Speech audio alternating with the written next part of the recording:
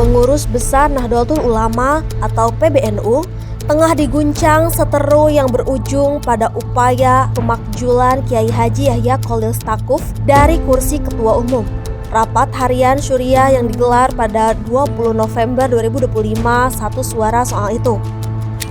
Kiai Yahya harus mundur dari jabatannya lantaran 3 alasan. Pertama, karena mengundang narasumber yang terkait dengan jaringan Zionisme internasional dalam Akademi Kepemimpinan Nasional Nahdlatul Ulama. 2. Undangan tersebut merupakan tindakan yang mencemarkan nama baik organisasi. 3. Ada indikasi tata kelola keuangan di lingkungan pengurus besar Nahdlatul Ulama yang melanggar hukum syara, ketentuan perundang-undangan, dan peraturan organisasi yang berimplikasi membahayakan pada eksistensi badan hukum perkumpulan Nahdlatul Ulama. Ketiga alasan tersebut dituangkan dalam risalah rapat harian Syuriah di Jakarta yang dipimpin Rais Am PBNU, Kiai Haji Miftahul Akhyar, dan diikuti 37 dari 53 orang pengurus harian Syuriah PBNU.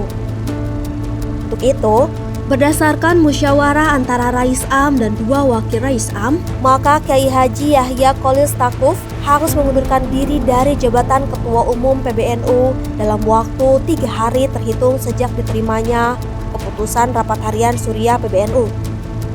Jika dalam waktu 3 hari tidak mengundurkan diri, rapat harian Syuriah PBNU memberhentikan Kiai Haji Yahya Cholil Stakuf sebagai Ketua Umum PBNU. Diketahui, pada Agustus 2025, PBNU menggelar Akademi Kepemimpinan Nasional Nahdlatul Ulama dengan narasumber Peter Berkowitz, asal Amerika Serikat yang mendukung genosida Israel terhadap Palestina. Dalam beberapa tulisannya, Peter Berkowitz menilai bahwa penjajahan Israel terhadap Palestina merupakan hak untuk membela diri.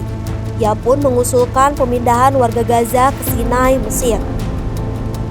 Usai memanen kecaman publik, Kiai Haji Yahya Cholil Stakuf menyampaikan permohonan maaf atas kehadiran Peter Berkowitz. Pria yang akrab disapa Gus Yahya itu mengaku kurang cermat dalam menyeleksi narasumber. Polemik Gus Yahya dengan Israel bukan kali pertama terjadi.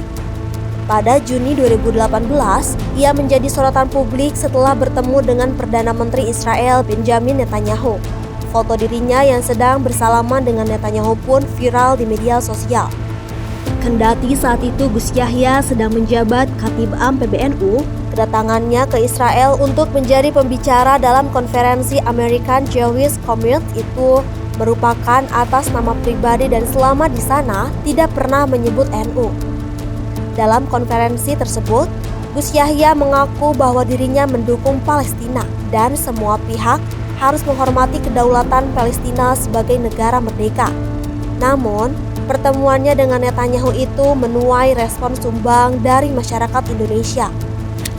Respon serupa mengemuka usai Peter Berkowitz yang punya keterkaitan dengan Zionisme internasional diundang ke acara Akademi Kepemimpinan Nasional Nahdlatul Ulama pada Agustus 2025. Kendati Gus Yahya telah meminta maaf, persoalan tersebut rupanya belum tuntas. Dalam risalah rapat harian Syuriah yang ditandatangani Rais Am PBNU, Kiai Haji Miftahul Akhyar, ditegaskan bahwa Gus Yahya harus mundur dari jabatannya sebagai Ketua Umum PBNU. Diundangnya Peter Berkowitz dalam Akademi Kepemimpinan Nasional Nahdlatul Ulama telah memenuhi ketentuan pasal 8 huruf A Peraturan Perkumpulan Nahdlatul Ulama Nomor 13 Tahun 2025 tentang pemberhentian fungsionaris, pergantian antar waktu dan pelimpahan fungsi jabatan.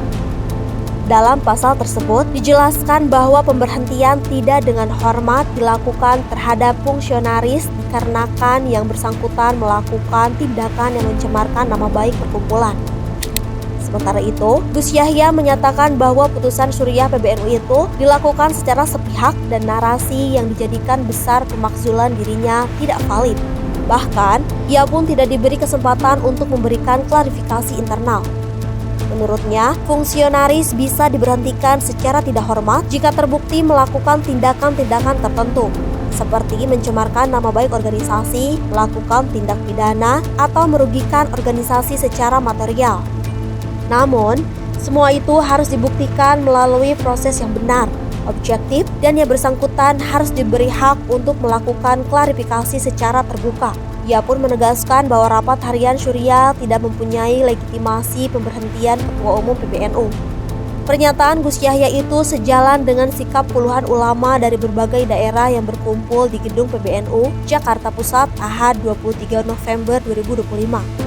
Khatib Am PBNU, Kiai Haji Ahmad Syahid Asrori, mengatakan para ulama sepakat bahwa kepengurusan PBNU harus berjalan sampai akhir masa jabatan, sehingga tidak ada pemakzulan atau pengunduran diri terhadap siapapun, termasuk Ketua Umum PBNU.